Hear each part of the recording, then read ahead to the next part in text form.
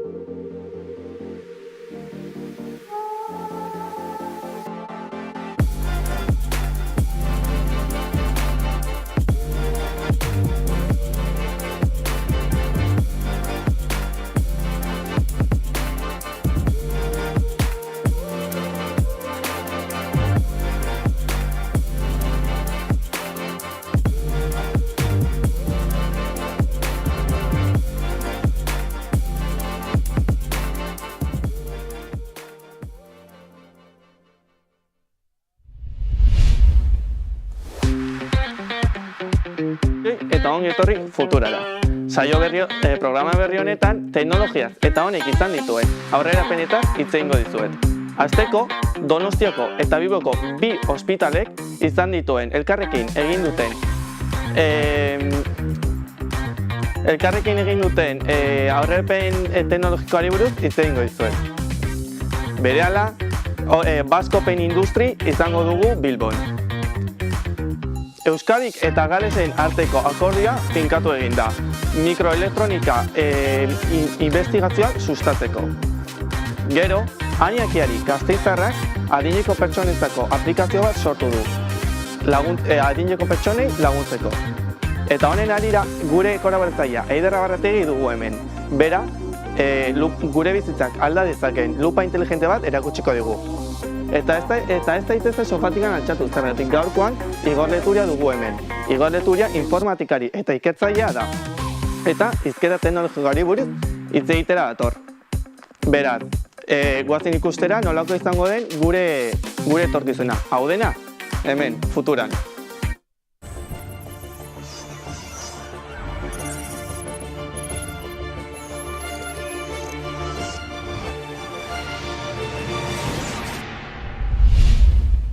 Donosti eta Bilboko ospitaletan zibersurgeri izeneko proiektua martxan jarri da. Proiektu honen intentzioa hainbat gaixotasunen aurkako tratamendu berri bat sortzea da. Hala nola, eskoliosisa, endekapenezko gaixotasunak, tumoreak edo ornoetako hausturak. Zibersurgeri proiektuaren hurrengo pausua guztiz errobotizatua dagoen kirofano bat sortzea da. Entsegu askoren ondoren, 2022ko azaroan hasi zituzten probak pertsonetan. Eta 2024ean merkaturatzea da intentzioa. Azaroan Basque Open Industry topaketa izango dugu Beken, Bilbon. Topaketa honen helburua Euskadiko ekosistema industriala Europako mapa globalean kokatzea da. Haren talentua eta industria modernu berriak bultzatzeko gaitasuna erakusteko asmoarekin. Espazio honek industria eta teknologiaren aurrera pausu berriak erakusteko balioko du. Teknologiaren aurrerapen hauekin mikroteknologiaren potentzia handitzea ez ezik, osasunean adibidez, hobekuntza lortzea espero da hurrengo urteetan. Ziur nago, zuen aita-amonek edo zuen gurasoek teknologiarekin kontaktua izan dutenean galduta sentitu izan direla. Hori, teknologiaren aurrerapen hain azkaren ondorioz izan da, ez dilako egokitzeko ahalmenik uzten. VitalBridge mugikorreko aplikazio da, beraien bizitza hobetuko duena. Berare aplikazio horren sortzailerekin gaude gaur. Kaixo, Ania, zer moduz? Konta iguzu pixkat nola doan aplikazioa? berritzaile bat da, eta bereziki diseinatuta dago adinako pertsonen eta mendekotasuna dutenen bizi kalitatea hobetzeko. Aplikazioak hainbat jarduera fisiko, memoria lantzeko jarduerak eta ongizate orokorra hobetzeko tresnak eskaintzen ditu. Nola hasi zen proiektu honen ideia, Ania? Vitalbritzen ideia nire esperientzia akademiko eta pertsonalaren arteko fusiotik sortu zen. Nire ikasketetan, ekintzailetzan eta negozio propioen garapenean interes handia izan nuen. Eta horrek, ideia horiek ikasgelatik kanpora eramateko eta bizitza realean aplikatzeko moduak bilatzera eraman ninduen. Motivazio hori bat etorri zen nire esperientzia pertsonalarekin, dementzia zuen senide bat zaintzean. Laguntzeko metodo berritzaileak bilatzen egon nintzen beti, eta hemen aurkitu nuen teknologia funtsezko tresna gisa. Normalean aplikazioak eta teknologia gaztontzat dago zuzenduta, beraz, zeintzuk dira nagusientzat bideratutako aplikazio bat diseinatzearen zailtasunak? Vitalbridge bezalako aplikazioa tresna baliagarria izan daiteke adinekoentzat. Gakoa da zaintzaileek edo senitartekoek aplikazioa erabili ahal izatea haiekin batera. Aplikazioak ariketa fisikoak eta oroimenerako jarduerak eskaintzen ditu. Zaintzaileek erraztu ditzaketenak, adineko pertsonen osasun fisikoa eta buru estimulazioa sustatuz. Oraindikan aplikazioa ez da kaleratu, baina badakizu noiz gertatuko den hau edo oso goiz da jakiteko? Orain, ikasketak amaituko ditudanean, hurrengo urterako Vitalbridge garatzen hasteko asmoa daukat. Nire helburua da programatzaile gaituek, marketing digitaleko adituek, eta adineko pertsonak zaintzeko profesionalek osatutako talde bat biltzea. Eta bukatzeko zen nolako etorkizuna ikusten diozu aplikazioari? Erabiltzaile, zaintzale eta familientzako ezinbestekoa tresna izatea espero dut. Etengabe berrituz eta jendearen behar aldakorretara egokituz. Gainera, teknologia eta zainketa pertsonalaren integrazioan erreferentea izatea nahi dut. Gizartean benetako aldaia markatuz. Egitxe Bueno, mi esker Ania gurekin egoteagatik eta espero dugu zure aplikazioa arrakasta handia izatea. Nola moldatzen dira gazten inguruko adinekoak teknologiarekin? Nola irudikatzen dute teknologia alduak direnean? Horrelako galerekin atera gara kalera. Ea zer iritzu duten jakiteko. Egitxe eta teknologia gaur egun aurreatu dela, baina nik uste jarraitzen dagoela desberdintasuna aukitzen bai gaztientzat, bai adin nagusientzat. Osa, ez dela berdina. Bueno, bai, ez, noet esan. Ja gaur egun nintzen da hortarako, gauzia da, jende nagusiak ez dakila nola erabiltzen dira mobilak eta baina. Ez, adibidez, nire amaren kasuan gauza askotan lagundu behar izaten diot ze ez da enteratzen. Baita, gero gaita jende helduarentzat ere zaila da gaur egun, aplikazioak edo mobilak hartzea. Bai, momentuz bai, eixa da igual batzutan arazoren bat aldoela auki, baina ondo. Bai, guztet. Gazteak bai, baina hori helduak ez. Osa, nik sortuko nagoen tailer gehiago adin nagusientzat batez bai erakusteko teknologia erabiltzen eta bar. Residentzietan eta holan kurtsuak montau ez dakit olako zeze. Pixka zaila, badabeia gaur egun heldu batzuk erautzetula taktil, mobil taktilak, baina nik uste teknikan prozesua zaila dela, ze behik ez da doituta eta adin batekin nahiko zaila da teknologitara oitzea. Adibidez, nire hirian kurtso asko ematen dituzte hori, jende helduarentzat, eta horiek lagungarriak dira. Egia esan ez, azkenean ama batek edo aitita batek ez badak erabiltzen mugikorra zelan sartu bia da aplikazio horretan eta mugitu aplikazio horretatik, ez dauko zentzurik nire ustez. Nik uste dut ez, ja basia arazoana da ez dakitela erabiltzen mobila, ez aplikazio bat eukitzia ez erakusteko, orduan nik uste dut ez. Bai, hola, hasten dira pixka munduan sartzen eta pixkanaka gerturatzen. Nik uste askoz be aurreratu hau, izango dela pasada bat teknologiari begira, hau da telefono handiagoak, teknologia oso aurreratuta egongo dela. Gaur egun ohituta gaudenez, igual gaur egungo heldukoek baino hobeto.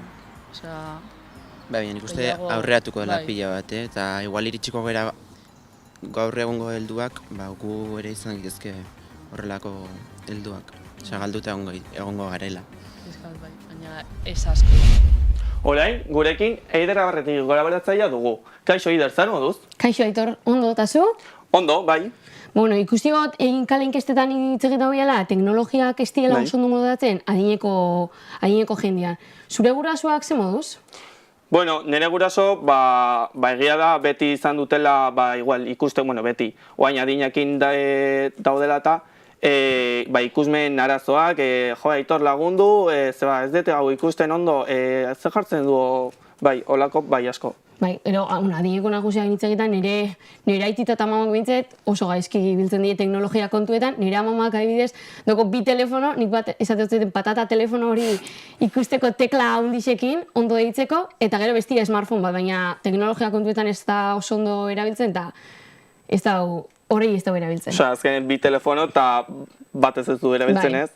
Eta gero, gurasoak bai, ez tio ondo erabiltzen da bat, ez dauki ikusmen arazuak. Ze, supermerkado izen bakoitzien, erabili behar izan da betaurrekoak ikusteko ondo. Bai, bai. Zu ze moduz? Ni, de momento, ondo, bai. A ber? Adina bain dikan ez zait iritxe, así que ondo, bai. A ber, proba bat ingotzut, begiratu ze moduz ikusteozu? Ez dakit ondo ikusteozu, ne? A ber, proba honekin. Honekin hobeto? Bai, zertxo bai. Eatzare bakarra gaizki dagoena. Espainian, milioi bat pertsona gutxi gora bera ikusmen arazoak dauzkienak. Baina, irtenbide bat atara gotzi 3 euskaldunek. Eta eurekin egoteko aukeria izan dut. Aurrera bidizua.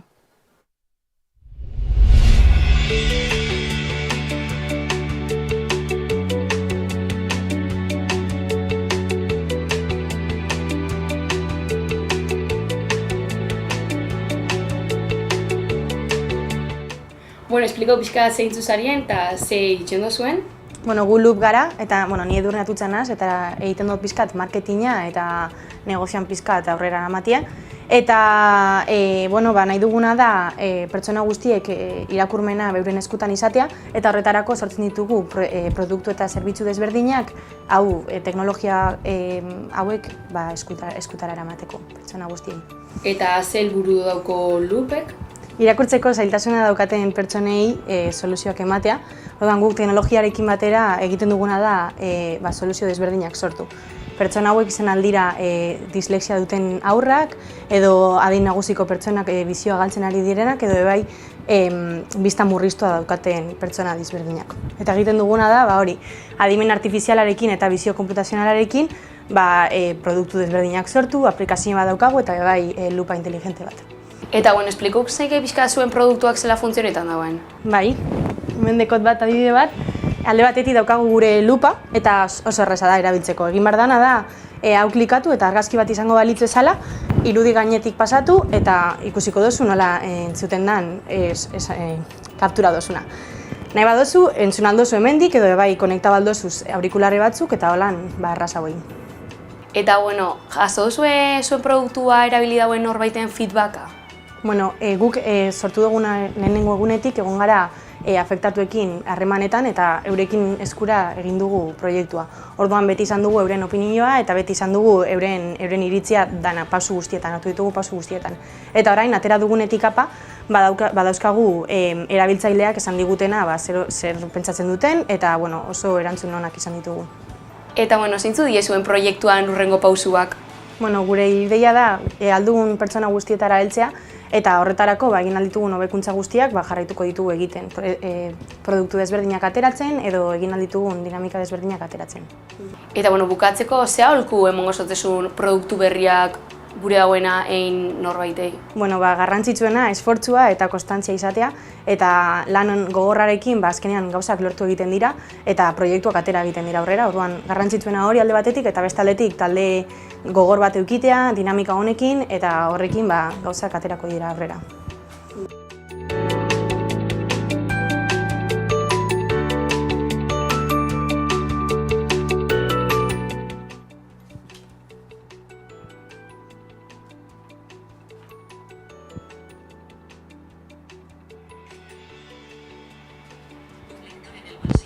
La startup vasca Loop ha desarrollado una lupa que capta imágenes de textos y las convierte en archivos de audio que lee automáticamente. Su uso es muy sencillo, exactamente igual que si hiciéramos una foto con la cámara de cualquier teléfono móvil. Es decir, no hay que moverlo sobre el texto como si lo estuviéramos leyendo con una lupa. Bueno, igual leider arrazoi daukazu eta igual urte batzutara erosin barkoet, baina, bueno, espero dut urte askotara izatea. Nik hori espero dut. Bai, ez. Bueno, eta oain bakizu zer datorren? Zer beste asmakizun teknologiko bat edo? Ez. Oain, publizitatea.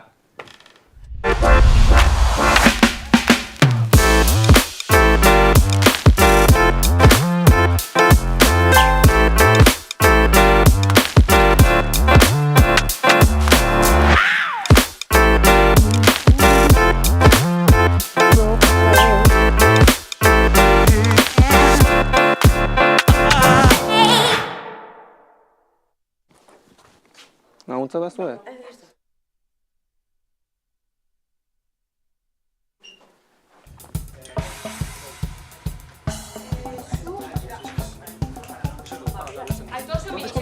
Hor.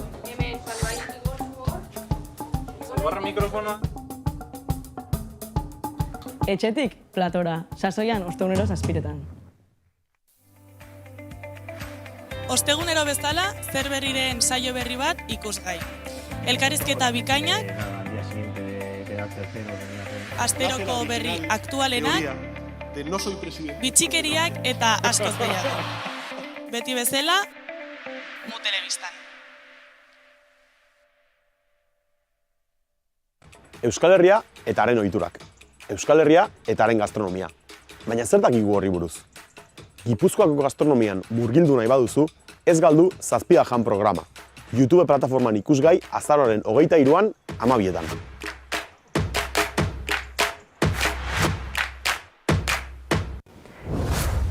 Egunero lokura bat. Eske gaina, gaztiak indata gaztiantzako.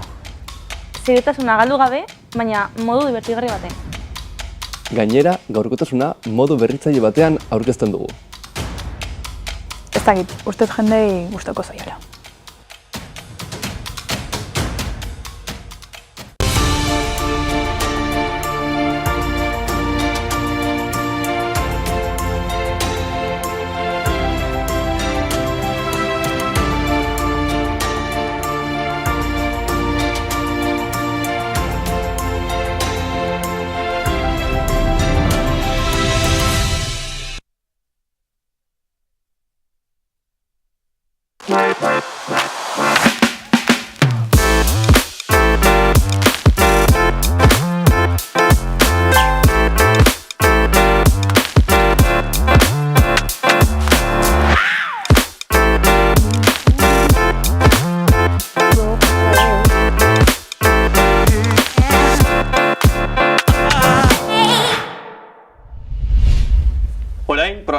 Bukaera ezin hobea emateko Igor Leturia dugu hemen. Bera, ikertzaile eta informatikaria da eta hizketa teknologiaren arloan arduraduna da Lujarren. Kaixo Igor, zer moduz? Oso ondo, zeuek bai. Bai.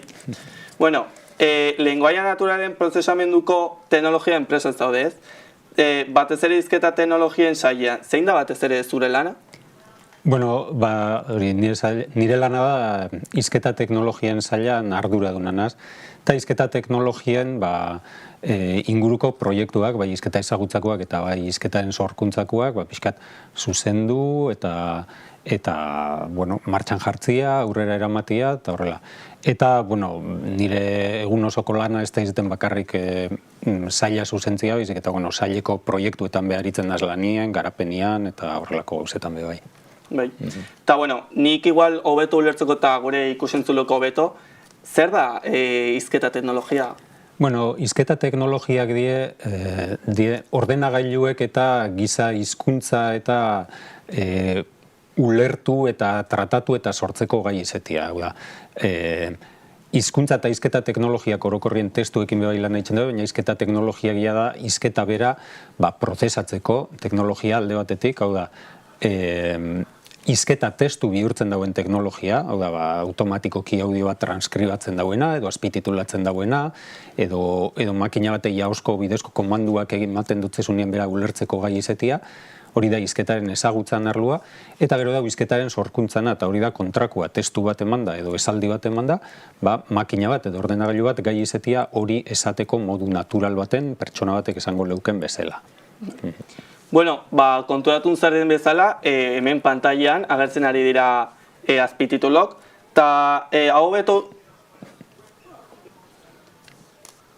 Bueno, jakinarazi diguzu, oain ahotsak momentuak transkribatzen dituzten software bat ari zaretela lantzen, zeintzu dira proiektu honen zailtasun nagusinak? Bueno, normalian hizketa bat izaten danean oso garbia eta euskara batua ninja edo hizkuntza estandarrian eta normalian oso ondo ibiltzen da, baina bueno, ez dau funtzionatzen da ondo zarata egoten bada ingurunean, edo elkarrizketa izaten bada pixkat informala, edo euskalkitan dauenean, edo lagun artekua danean, eta hola. Eta gero ahots ezberdinekin be bai, ez da ibiltzen batzuetan dain ondo, edo ez da izaten dain erresa ondo ibiltzia, ze azken finean hizketa teknologia hauek danak ikesten daue adibidietatik, ez da, emuten zaizkie ahots transkribatuak eta hizketa transkribatuak eman behar zaizkie entrenatzeko eta ikasteko, eta normalian horiek egoten dira gehienetan, hori ez, hizkera estandarrian eta ahots jakin batzuk, eta orduen aurren ahotsen adibidiak edo jendelduanak eta gutxiago badaude, normalian ez da ondo ibiltzen. Orduan, orokorrian nik uste hori hizkuntza guztiekin gertatzen dela, baina eta euskerakin bai, hori ez da. Hizketa ingurunen nahiko kontrolatu baten, edo pixkat ezaugarri jakin batzuk, minimo batzuk betetzen dianean ondo ibiltzen da, baina ja pixkat hortik ateratzen garenean kasuistika oso zabal bat dau, nun ez da bilen dain ondo, ez da. Bale. Oain bai, zuzeneko arazopialata, orain hemen azpian ikusten dituzuen azpititulok, hobeto ulertzeko, Ibaiekin, realizazio gelan konexio txiki bat ingo du, eta bota Ibai. Bai, alaxe da, gu hemen gauz, realizazio gelan, eta ikusi dezaken bezala, hemen ordenagailu txik honetan ageri dira, gure realizadora inoa dau, hau kontroletan, eta ikusi daiteken bezala, hemen daude testu batzuk, eta bueno, nik esaten ari naizena, hau dau transkribatzen, eta gero zuek, zabiltzate gero, zuen etxeetan ikusten. Eta bueno, hau guztia kontrolatzen da Igor egindako teknologia batekin, bera lehen esplikau duena, eta bueno, ordenagailu bidez, gero sartzen dugu ona, gure realizazio gelara.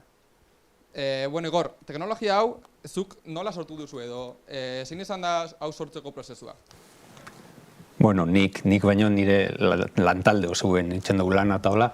Eta ez, horlako teknologiek biher dauiena da, horixe, gaur egungo hizketa eta hizkuntza teknologia guztiek funtzionatzen daue ikasketa automatikoko sistemen bidez, sare neuronal sakonen bidez, eta hauek iten die horlako egitura informatiko, matematiko batzuk adibidietatik ikesten dauena. Eta orduen, makina bat gai izeteko, audio bat transkribatzeko, biher dauena da audio transkribatuen adibide pilo bat.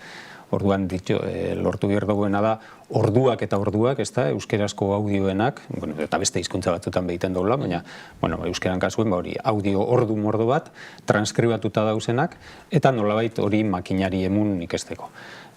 Beste fintze eta fase eta prozesu batzuk bai da, aurretik eta ondoren eta horrelako gauzak, baina oinarri zen hori da, adibide asko lortu, eta horregatik da, hori ez, horrelakoak lortzen die, edo telebistatik, edo legebiltzarreko saioetatik, eta hola, eta orduen hizkera formala, eta ahots jakin batzuekin hobeto dabil, baina, beste, lehen esan dutena, euskalkietan, eta beste kasu batzuetan, esan ondo, eta hor dago pixkat erronka, ez da.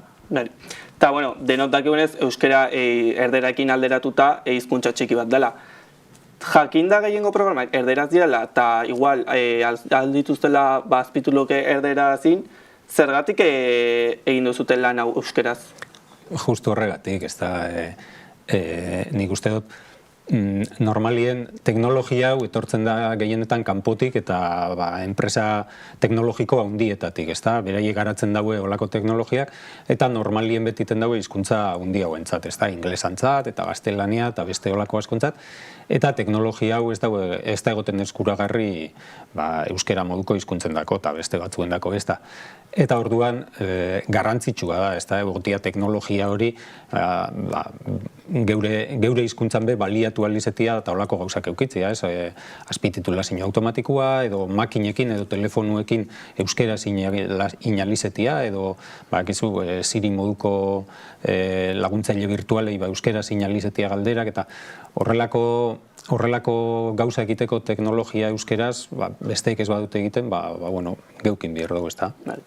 Momentu bat, Igor, mi eskeri bai azaltzeagatik, eta, horrengo arte bai. Agurzoi guztiek guk hemendik baita lanean jarrituko dugu hau posible egin izateko. Perfecto.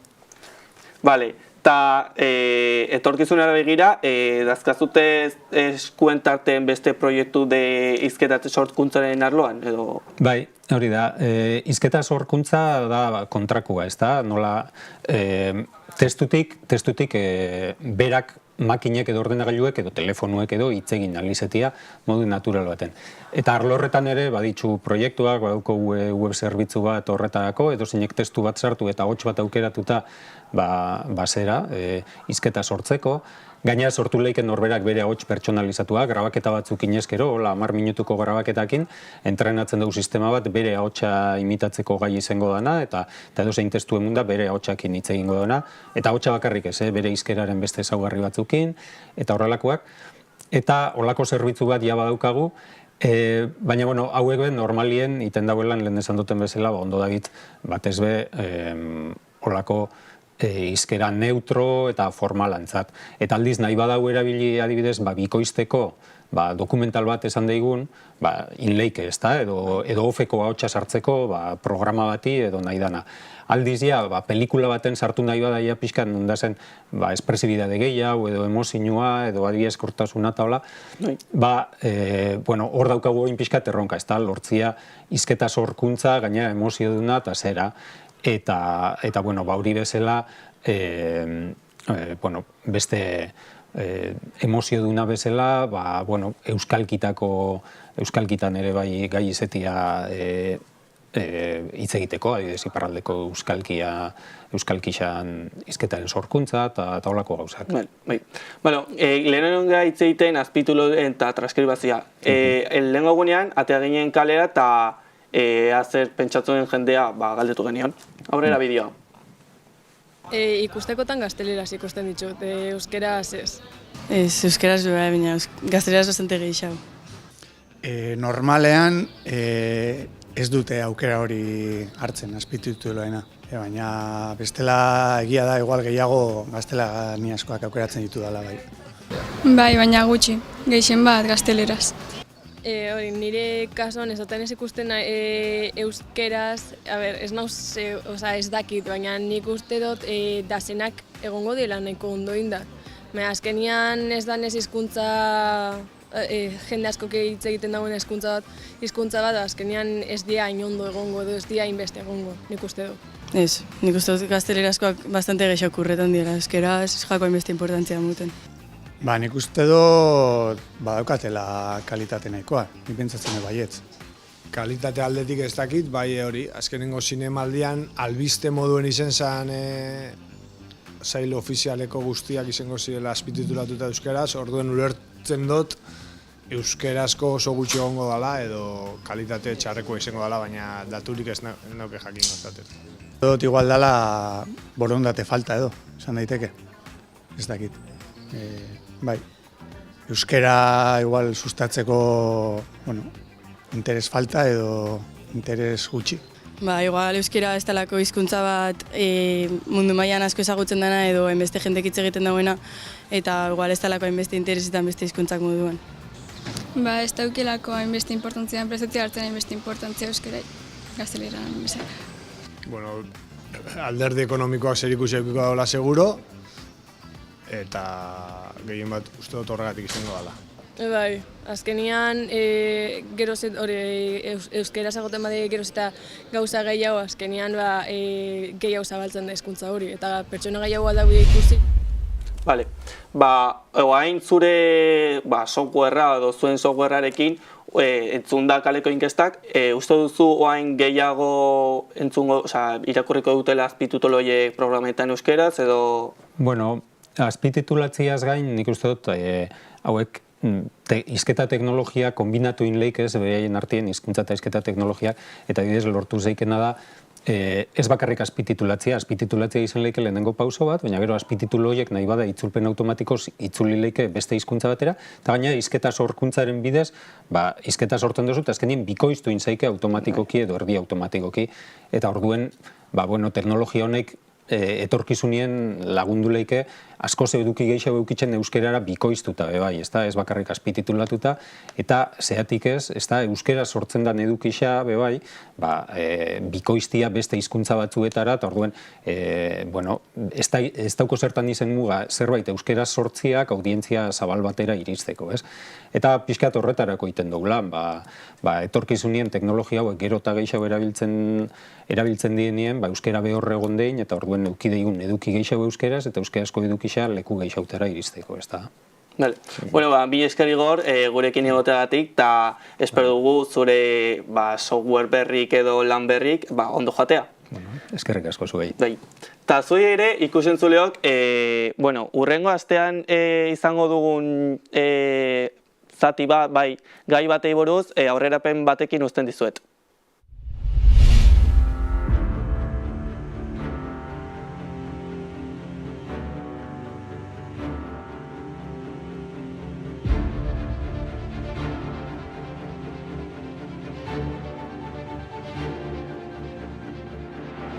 Zailtasuna hasten da elbarritasunarekin.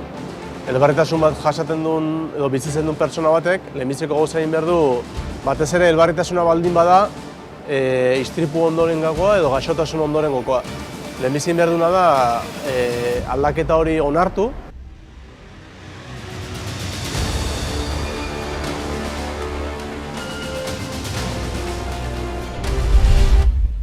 Bueno, ikusi dezutenez, hurrengo astean ukituko dugun gaia, protesik eta mundua, kiroleko mundua nola nazten diren ikusiko dugu. Honekin uzten dizuet, eta espero dut gustatu izana, eta hurrengo arte.